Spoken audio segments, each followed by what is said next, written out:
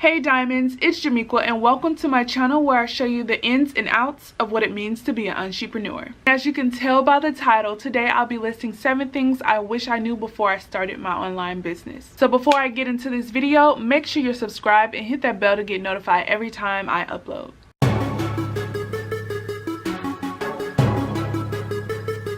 I feel like if I knew these 7 things before I started my business would be a lot bigger. It would have took me less time to get to where I am because I had to learn the hard way. I'm sharing these things with you all so that you can maneuver around these situations that might come up when you're starting your online business. I have all my notes listed down, so I'll be referencing this so I won't forget anything. These 7 tips will definitely help you in your business. The first thing is that there will be fake support.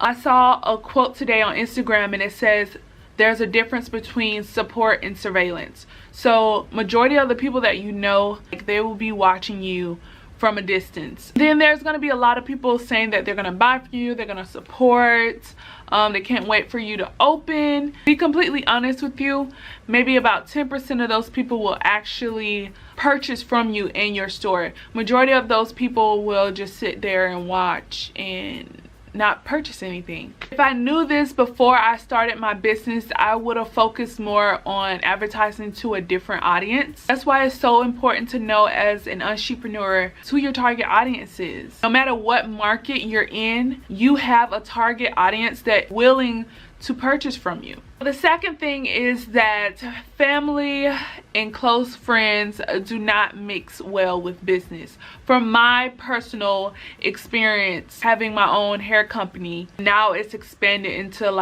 a whole boutique. I would say family and friends don't mix well with business because family members will always want discounts on top of discounts. They never want to pay full price. Don't get me wrong, it's nothing wrong with giving family members good discounts, but you will run into people who want extra discounts. You don't want to overdo it. You want to let them know that you need to take my business seriously. It's a business just like any other business, so I don't do under the table discounts on top of discounts. No, that's not how we run business over here. And don't get offended when you see this. It's only human nature to go with what you know, and that's why it's so important that you're always advertising and marketing your business consistently so your products will be in front of them consistently. Number 3, people will become your friends just to get free products, and you have to be aware of these type of people. I tried to bring on brand ambassadors to promote my hair products. I was having a pop-up shop at my school and I needed some girls to advertise the hair. It's different from seeing a bundle and then seeing a bundle on an actual person. So I wanted those brand ambassadors to advertise my hair. I was going to give them the free hair in exchange for a review and them showing up at the pop-up shop marketing to people who came. It didn't work out the way I wanted it to work out. Let me say that both of these girls were my friends. I don't have a problem with either one of them to this day, but the business aspect did not work well with them. One of them showed up late, didn't have the right shirt. The other girl, her hair wasn't even all the way done, so she came to the event with a bandana on. While I was at the table trying to market to everyone, they kept leaving the table, going shopping at other places. So when potential customers came up to my table, I had to take out samples of hair so they could see. I'm the type of person, I like to organize everything, and that day it did not work out the way I wanted it to work out. You know what, I do give myself credit for being very mature, not getting upset.